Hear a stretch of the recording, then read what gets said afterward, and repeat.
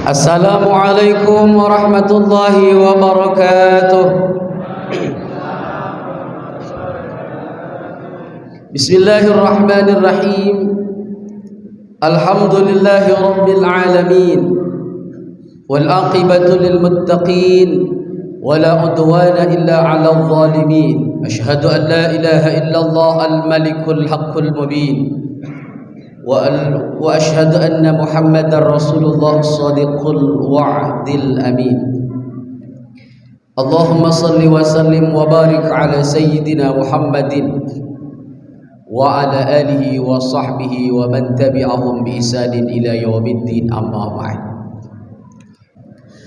Bapak Ibu hadirin, maka bersyukur kita malam ini oleh Allah Subhanahu wa taala diberikan keringanan langkah, diberikan taufik hidayah oleh Allah Subhanahu wa taala, karena tidak semua yang terpanggil malam ini untuk datang ke masjid yang kita cintai dan kita banggakan. Betul atau tidak? Allahu akbar, Allahu akbar. Ya kan? Apa tak dengar orang lewat tu? Dengar subuh sonik suara. Kenapa mereka tak datang? Karena tak dipanggil oleh Allah Subhanahu. Padahal kalau kita ingat Bapak Ibu hadirin sekalian rahimakumullah, di dalam hadis qudsi Allah Subhanahu wa taala menyampaikan, rumah-rumahku di muka bumi adalah masjid-masjid. Orang yang datang ke masjid adalah tamuku. Apalagi bulan suci Ramadan. Kenapa kita dipanggil oleh Allah tidak datang ke masjid?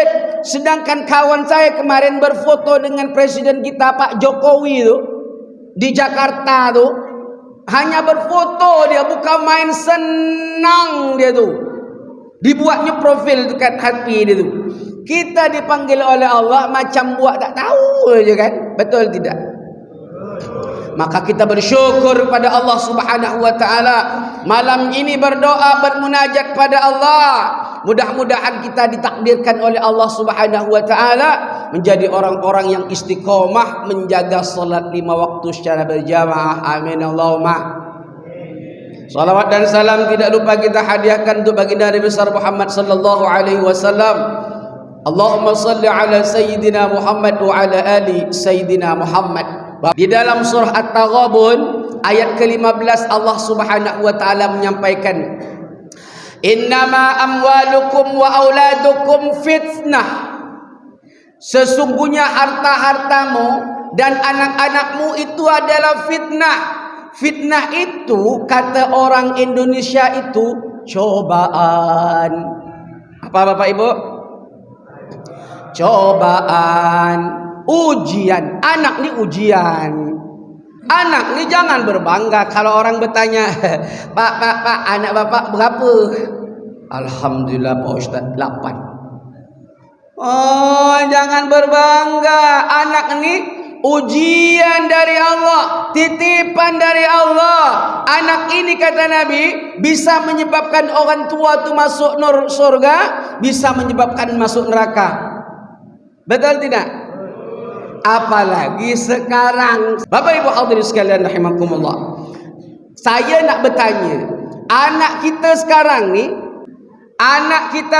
ni dengan kita jadi anak zaman dulu beda apa tidak?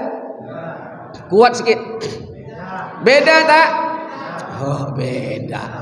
Tapi orang tua zaman dulu tak begitu sedih nengok anak. Betul? Berapa anaknya Pak? Berapa anaknya Bu? 7. 7-7-nya ni tak menyusahkan zaman dulu. Betul tidak? Disuruh nyapu kita. Disuruh ngambil air di sumber mata air itu tak pernah kita ngelawan. Betul tak? Sekarang coba anak saya tuh disuruh beli tukar tabung gas tuh Pak Bu. Sayang, tolong tukar tabung gas di warung sebelah tuh. Anak saya itu bukan jawab dulu 2.000. Jadi minta 2.000 dulu baru pergi. Nyapu 2.000, kemas baju 2.000, dapat 10.000, apa yang dia buat? Beli paket lah. Main HP Bapak Ibu hadirin sekalian. Di sini anak-anak enggak pakai HP kan, Bu? Tuh di luar tadi apa? Semua anak kita pegang HP sekarang, betul? Dan anak-anak zaman dulu tidak menjadi fitnah, betul, karena nurut, takut, taat. Makanya Bapak Ibu hadirin sekalian, bagaimana dengan guru? Masya Allah, dengan guru anak zaman dulu tuh, saya masuk pesantren Bapak Ibu hadirin sekalian. Ini nak bercerita nih bahwa perubahan itu memang ada, nyata sekarang. Saya masuk pesantren Bapak Ibu hadirin sekalian.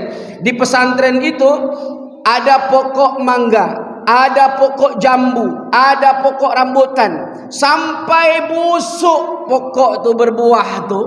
Tidak ada yang berani nak ambil Bapak Ibu hadirin sekalian. Kenapa? Punya guru. Punya siapa, Pak? Punya guru. Sampai busuk. Kalau jatuh mangga itu bagus dia, kita ambil, kita cuci, kita bersihkan. Begitu kita bersihkan, bersih betul, kita hantar ke rumah kiai. Oh, kiai itu senang, Pak. Tak ada guru zaman dulu tuh stres. Ada tak? Yang seumuran dengan saya mondok di pesantren, ada tak gurunya stres? Tak ada. Karena 600 orang kami di pesantren, tak ada yang ambil punya guru tuh. Masuk ke masjid guru kita, masuk dia. Begitu guru kita masuk, sendal kiai itu Bapak Ibu kita berebut. Untuk apa? Untuk diasingkan dengan sendal anak-anak yang lain. Kita buang tuh sandal kawan-kawan tuh khusus untuk kiai. Masuk kiai itu, kita pusing balik sandalnya. Ciu. Kenapa? Karena begitu guru keluar dari masjid, guru tak perlu dia pusing badan. Betul tidak?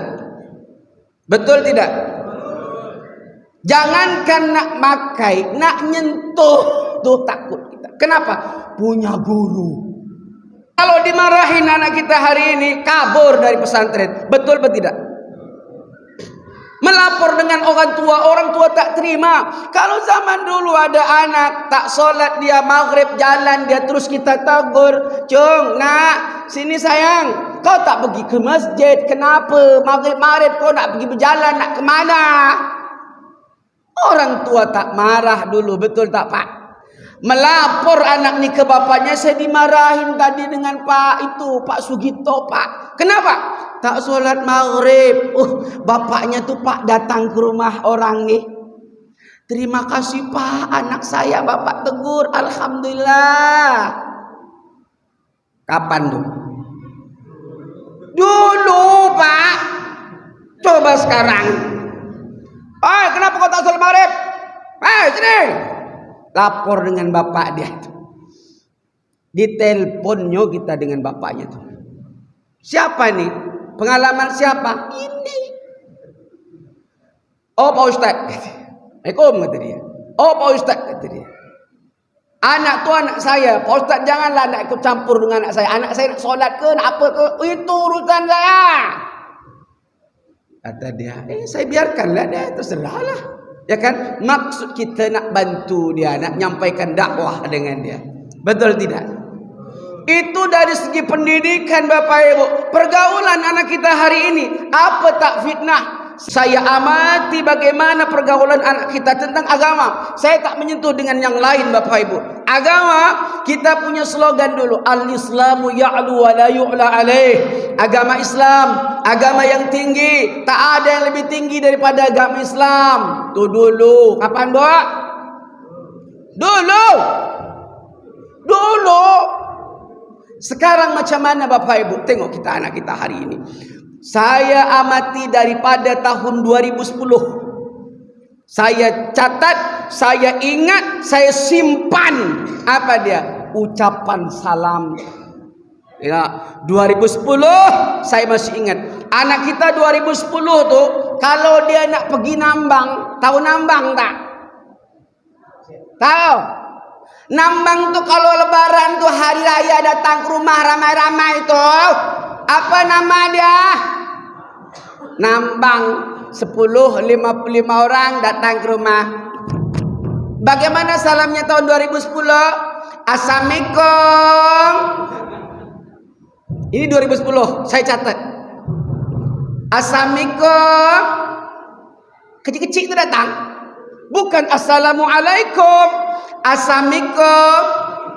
Betul tidak? Jawab, betul tak? Ada yang negur tak? Mana ada? Tak jawab dari dalam tuh dia ubah. Bude, oh bude. Bude itu keluar. Waalaikumsalam kata bude itu. Keluar dia. Begitu salaman kasih ampau balik. Betul tidak? Itu 2010. Saya amati lagi 2020 beda lagi Bapak Ibu. Macam mana salam anak kita 2020 kemarin tuh? Mekom asa hilang. Dulu asalah hilang. Sekarang mekom. Betul tidak saya tanya? Jawablah kuat-kuat. Pukul berapa nih? Mekom ngede. Bude, oh bude ngede. Betul tak? 2022 tuh Bu, lain lagi. Kum. Coba tengok, kalau tak percaya ibu perhatikan anak kita sekarang. 2023 saya tak tahu. Belum lagi tahu saya nih. Besok di lebaran ini macam mana? Sebab kita ni diajarkan sekarang ni, kalau ada Pak RT, Pak RW itu pertemuan semua pakai peci, semua pakai sarung, ditambah salamnya. Assalamualaikum warahmatullahi wabarakatuh. Selamat malam, selamat siang, salam sejahtera untuk kita semua. Yang datang orang Islam semua. Betul tidak? Kenapa ditambah-tambah begitu? Kenapa? Kan jadi tak faham, padahal Assalamualaikum itu sudah lengkap. Dan kita hari ini Bapak Ibu hadirin, nak tak nak kata orang Melayu tu, suka tak suka, anak kita memang diubah pola fikirnya, pola pergaulannya, dan semua sistem yang anak kita punya hari ini berubah. Betul apa salah? Betul apa salah Bapak Ibu? Coba tengok anak kita hari ini. Boleh cek kalau saya salah. Bagaimana anak kita hari ini Pak? Anak kita sekarang ini lebih banyak mainnya daripada belajarnya. Betul apa salah? Ini tugas kita. Makanya kata Nabi, kullu mauludin yuladu alal fitrah. Tiap anak yang lahir itu dalam keadaan suci. Tergantung kita ini orang tuanya. Anak kita nak jadi orang Nasrani, anak kita menjadi orang Yahudi, tergantung kita. Bahkan Allah Subhanahu wa taala jauh-jauh hari sebelumnya, jauh sebelum kita diciptakan oleh Allah, masih berbentuk roh, Allah Subhanahu wa taala berfirman, "Walan tardu 'ankal yahud walan nasara hatta tattabi'a millatahum." Ketahuilah bahwa orang-orang Nasrani, orang-orang Yahudi, mereka tidak akan pernah tenang, mereka tidak akan pernah senang hatinya sebelum kita umat Islam mengikut ajaran mereka. Ini poinnya. Setuju tidak nih? Kita ngikut nggak sekarang? Halo? Terakhir, kita nih ngikut sekarang. Bapak, mohon maaf banyak-banyak. Sekarang dulu, sebelum kita masuk nih, saya bandingkan dengan zaman dulu, bahwa kita nih sekarang sudah berubah. Dulu, ketika mau masuk, waktu mau adzan maghrib, siapa yang ngaji? Kita, betul tidak Pak? Yang ngaji itu siapa? A'udzu billahi minasy syaithanir rajim. Bismillahirrahmanirrahim. Surah Yasin, surah Rahman, surah Waqi, hafal kita. Betul tak? Betul tak? Sekarang masjid besar. Tahu besar tak? Masjid tu besar, megah. Begitu mau masuk solat, mau masuk azan tu, yang ngaji dekat masjid siapa? Orang apa kaset? Kuat sikit. Kaset Bapak Ibu hadirin sekalian rahimakumullah. Apalagi subuh. Subuh tu maunya kita yang ngaji. Kata Nabi, khairukum man ta'allama al-Qur'ana wa 'allamahu. Sebaik-baik kalian adalah orang yang belajar Al-Qur'an dan mengajarkan Al-Qur'an. Nawwiru buyutakum bis-shalah wa qiraatil Qur'an. Sinari rumah tanggamu dengan banyak salat dan banyak baca Al-Quran. Kenyataannya sekarang masuk MP3. MP3 itu bukan orang Indonesia yang bikin, bukan orang sebelah yang bikin, itu buatan orang luar. Dimasukkan di apa? Flash disk. Kecil barang tu. Kecil barang tu. Letak situ ngaji sampai pagi. Coba kita baca Quran. Apalagi kita puasa ni, 2 lembar tu meleleh air mata, betul tak? Betul tak? Jadi tak heran sekarang Bapak Ibu, masjidnya besar, suara miknya bagus, terus berbunyi, Assalatu wassalamu alaik. Tu siapa yang ngaji tu? Kaset. Ada tak kaset tu masuk surga, Bu? Kuatlah sikit. Ada tak? Saya takut, yang saya khawatirkan sekarang adalah, dan ini sudah timbul Bapak Ibu, kita begitu nazak, begitu kita mau sakaratil maut, bukan anak kita yang ngaji, anak kita punya handphone namanya Android, di situ ada tukang ngaji. Begitu kita nazak, diputar Yasin tuh, Yasin wal Qur'anil Hakim, dia kat luar tuh ngobrol dengan kawan-kawannya. Boleh tak ini terjadi? Boleh, bisa. Kenapa? Karena kita hari ini, saya tunjukkan bahwa kita sudah berubah. Sekarang ngaji dan TK dan pelajaran umum lebih kalah kita dengan pelajaran umum. Kenapa? Karena ngaji sekarang kalau ditanya berapa bayarnya Pak? Gratis. Berapa kalau masuk di SD itu Pak? 2 juta, ya kan? Kenapa begini? Inilah tantangan kita Bapak Ibu hadirin sekalian. Anak kita ini bisa menyebabkan kita masuk surga, dan bisa pula dia menyebabkan kita masuk neraka. Survei membuktikan, terakhir survei membuktikan bahwa kita hari ini sudah berubah. Kita masih selamat Bapak Ibu, masih tahu dengan masjid bagaimana 10-20 tahun yang akan datang. Kalau kita tidak membuat anak kita hari ini sadar bahwa al-Islam ya'lu wa la yu'la alai, agama Islam agama yang tinggi, tak ada yang lebih tinggi daripada agama Islam. Mudah-mudahan walaupun singkat bisa bermanfaat dengan kita semuanya, bisa kita amalkan. Bermunajat kita kepada Allah di bulan suci Ramadan ini, di malam-malam yang terakhir, bermunajat kepada Allah. Bimbinglah kami ya Allah, jadikan keluarga anak-anak kami orang yang taat pada Engkau ya Allah. Mudah-mudahan bermanfaat. Wallahul muwaffiq ila aqwamit thariq. Assalamualaikum warahmatullahi wabarakatuh.